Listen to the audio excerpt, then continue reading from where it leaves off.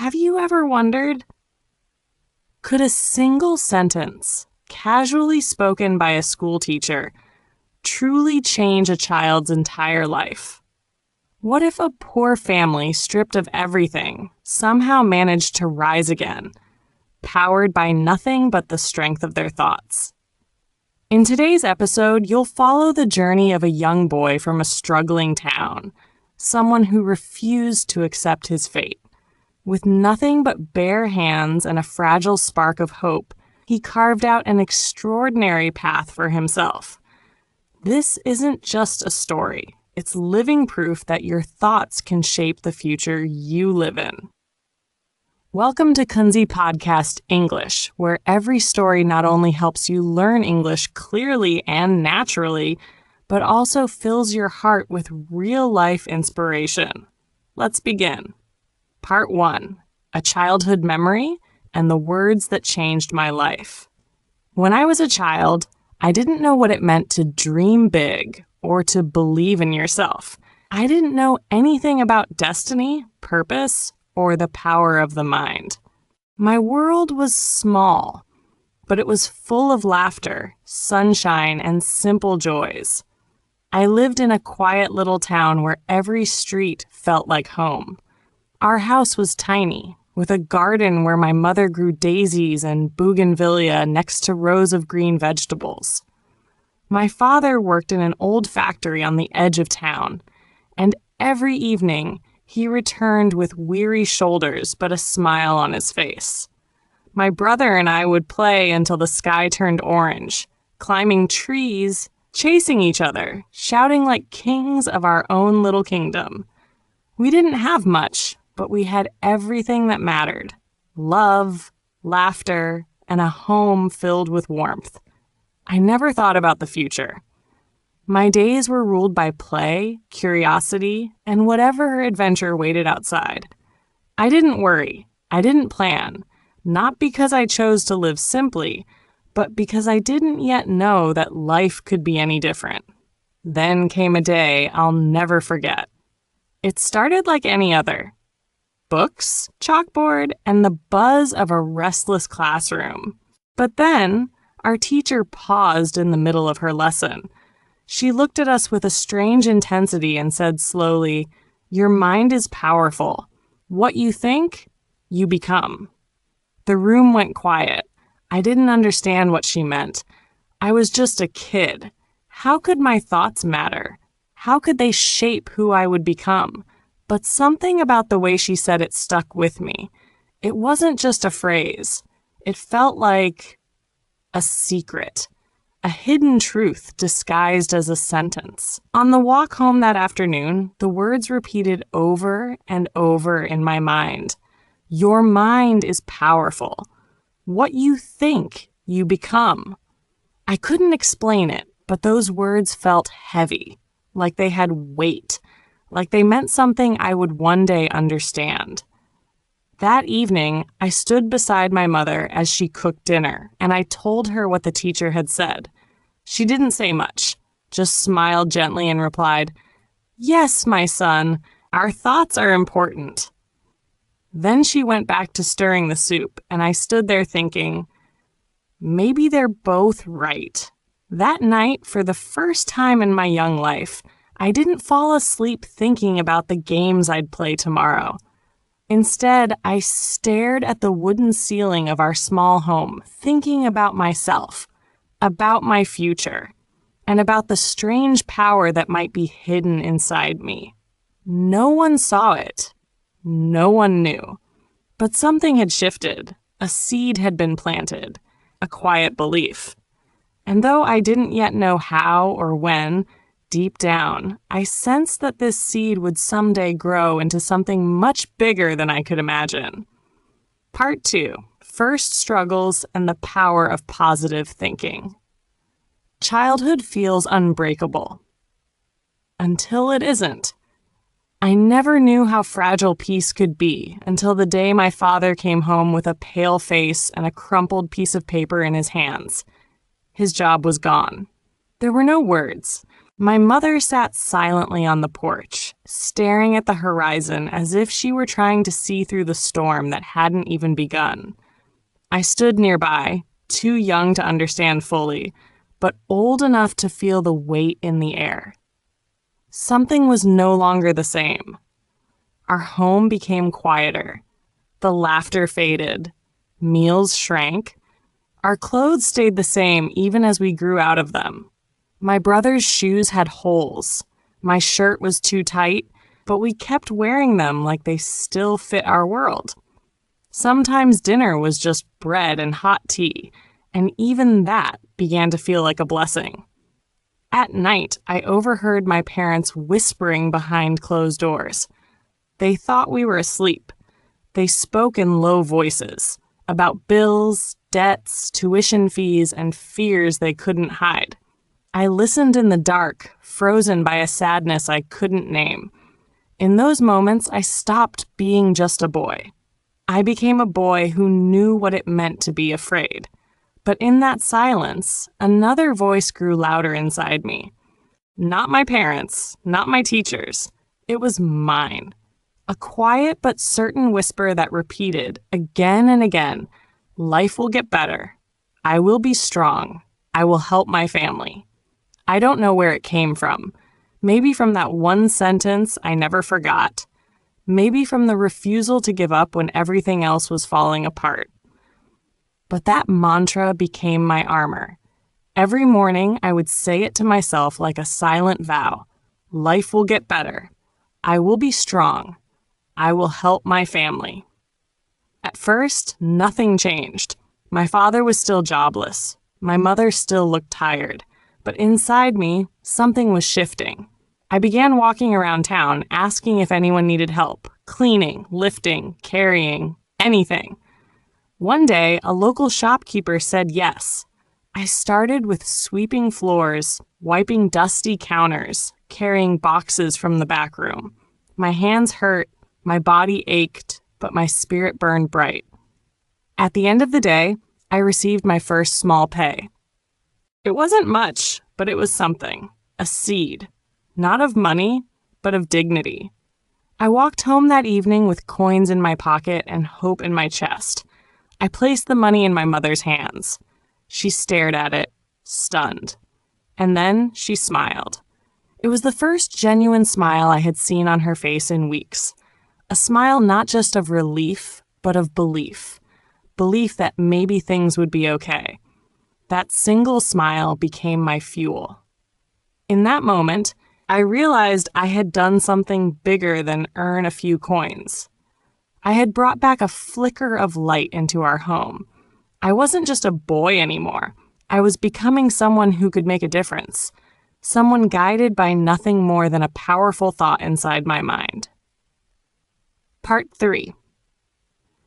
The first steps of learning and skill building. Not long after I started working, the shopkeeper began to notice me.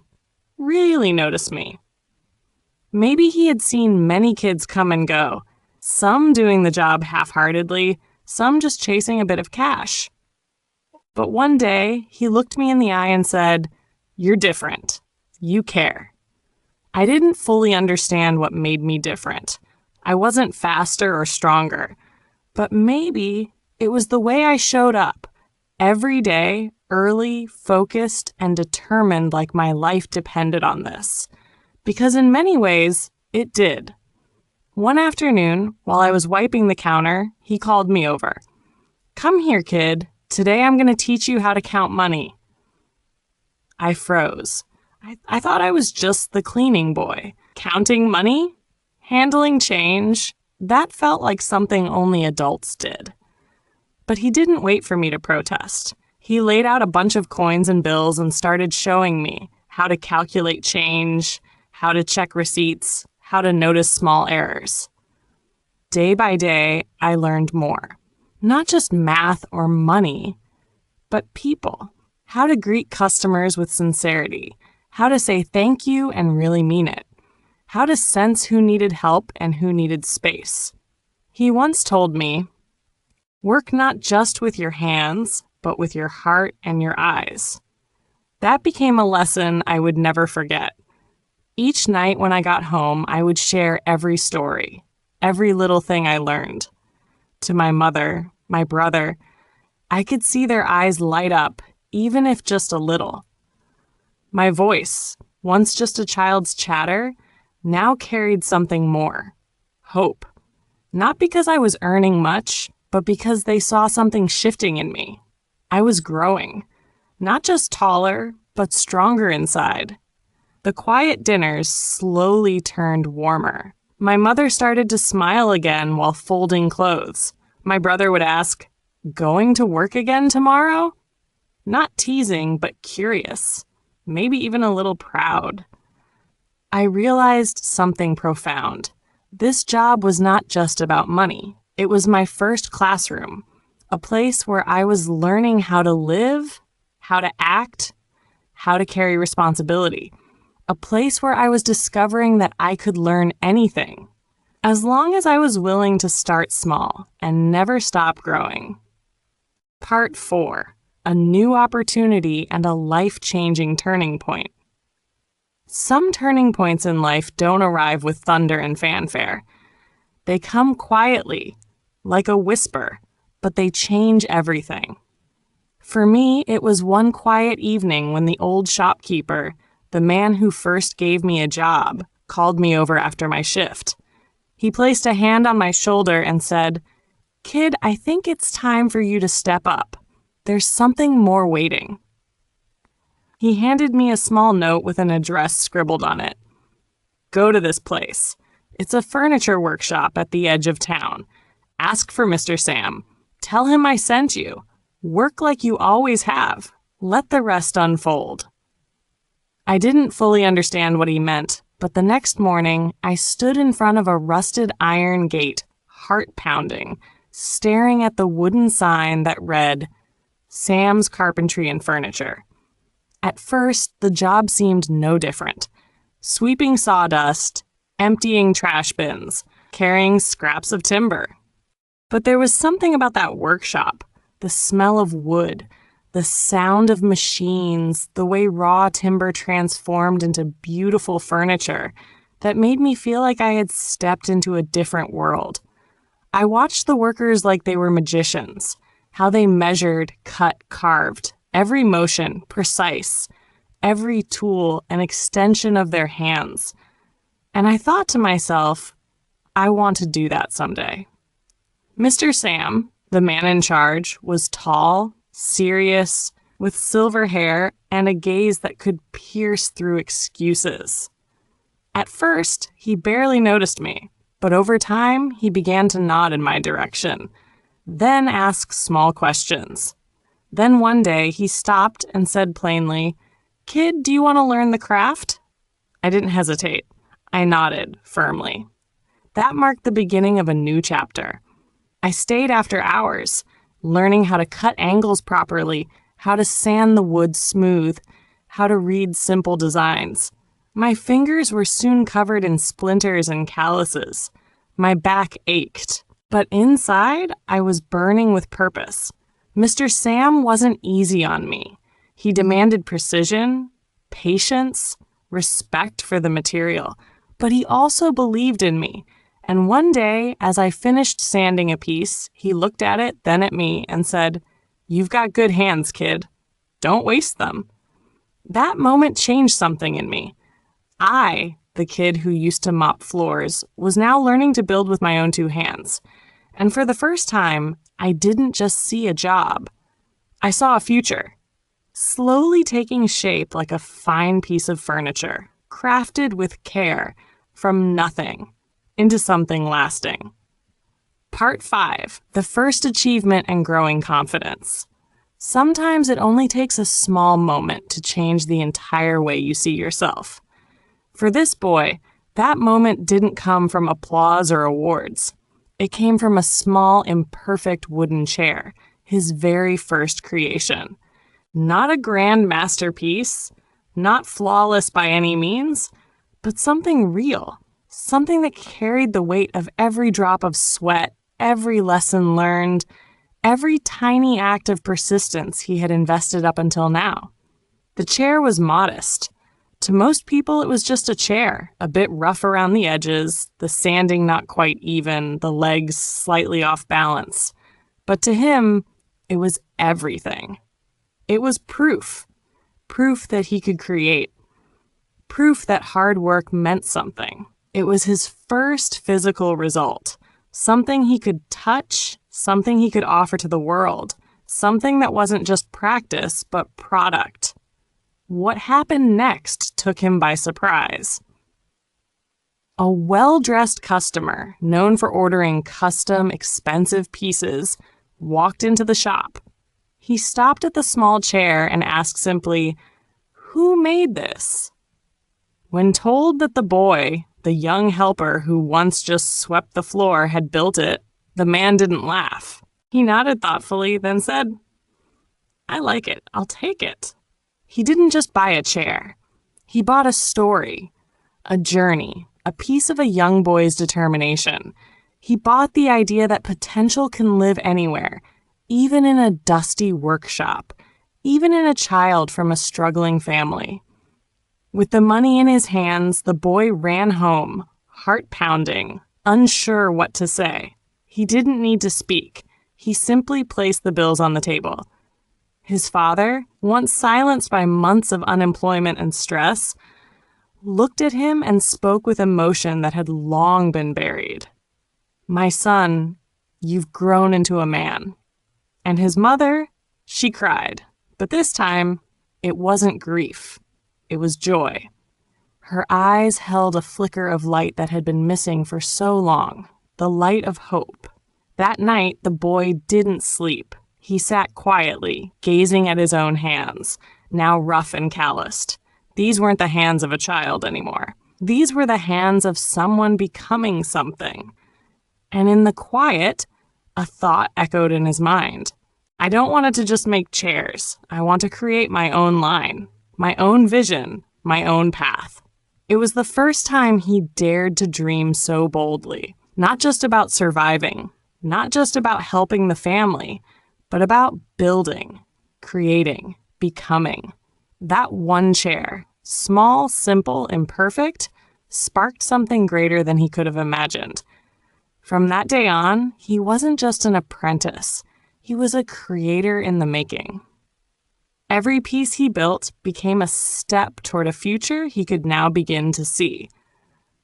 The spark had been lit, and with it came the most powerful belief of all, the belief in himself. Part 6. Nurturing a business dream. Every great dream begins as a whisper, a quiet spark in the heart before it becomes a roaring flame.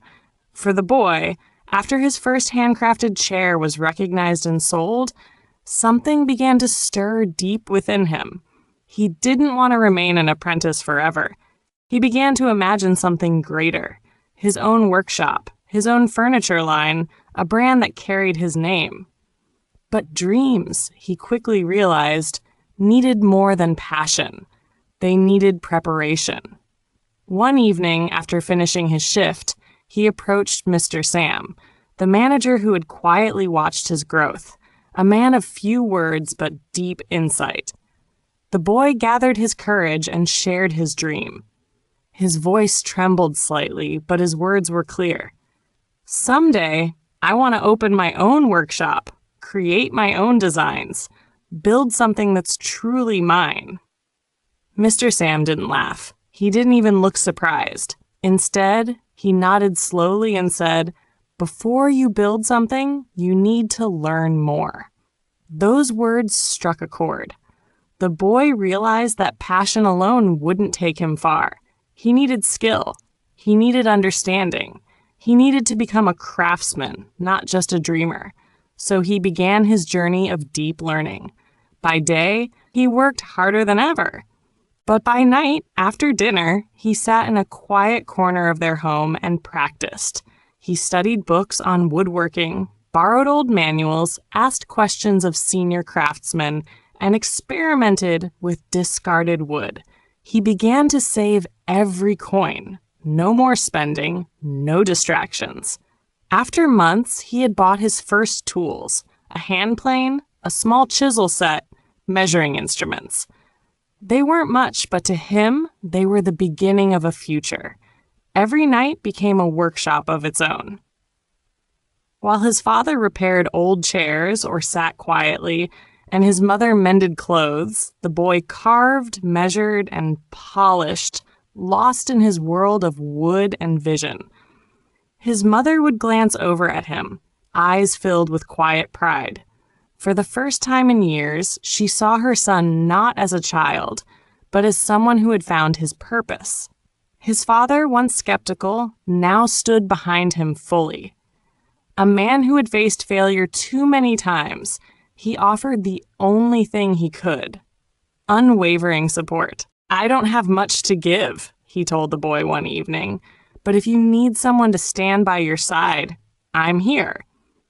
Those words, simple as they were, became the boy's anchor. And then another dreamer appeared, his little brother. Still young, the child would sit beside him each night, wide-eyed and curious, asking questions, helping where he could, holding tools, fetching scraps of wood, cleaning the workbench. One evening, the boy looked up to hear the small voice say, "One day, I want to work with you." That night, the boy realized something profound. His dream was no longer just his. It had taken root in his family. It had begun to grow, watered by love, lit by belief, strengthened by unity. They didn't have money. They didn't have connections, but they had each other, and they had hope. He still had a long way to go. He was still just a boy with basic tools and calloused hands. But he had something most people never find: a dream, a purpose, and a circle of people who believed in him. And sometimes that's all you really need to build something extraordinary. Part 7. Starting a small business at home. One evening, he finished crafting a simple wooden box, neat, elegant, and with a touch of his own creativity. He had no idea that just a few days later, a neighbor would visit, see the box, and offer to buy it. That became the first product he ever sold, made by his own hands, right inside his modest home. From that moment, word began to spread. Neighbors talked about the hardworking young boy with skillful hands who made beautiful, sturdy, handcrafted wooden items. Each week, more people came looking. Some wanted jewelry boxes, others needed small bookshelves or a simple chair. Little by little, each piece found its owner, and every smile he received in return became fuel for his dream. During the day, he still worked at the factory as usual. But at night, while the world slept, the tiny workshop in the corner of his house lit up. The sound of saws and carving tools echoed quietly in the darkness. Every creation was a reflection of his dedication and growing ambition. He didn't have a store. He didn't have a brand name. But a real small business had begun to take shape, born from a single box, a kind word, and a heart that never stopped believing in itself. Part 8. A new turning point and the trust of a mentor. One late afternoon after work, Mr. Sam called him over and handed him a box of old tools, the same tools that had served him faithfully for years. His eyes were steady, full of trust, and he spoke slowly but with great meaning. "You are ready for more." The boy stood still. These weren't just saws or chisels or files. They were symbols of trust. A quiet passing of the torch. From that day on, it was as if new energy surged through his veins. He worked harder than ever. Every evening, in the little workshop corner of his home, the sound of carving tools echoed steadily, like the heartbeat of a dream coming to life. The products he created began to stand out. Not just beautiful, but refined, precise, and alive with the spirit of a true craftsman. With every completed piece, he remembered Mr. Sam's eyes and those words. It was like a lantern lighting his path, a journey he no longer walked alone. He now carried with him the trust of a mentor, the support of his family, and above all, an unshakable belief in himself. Part 9. The Family's Revival. One winter evening, while the small workshop still glowed with warm light, he heard the front door creak open. His father stepped in, cheeks flushed from the cold, eyes brighter than usual. "I got a job," he said, voice trembling with emotion. In that moment, it felt as if the whole house lit up from the inside. His mother embraced his father tightly, tears streaming down her face, not of sorrow, but joy. His little brother cheered and ran around in circles. And the boy? He stood still, smiled quietly, and felt something deep stir inside his chest. Pride, peace, and a sense of victory.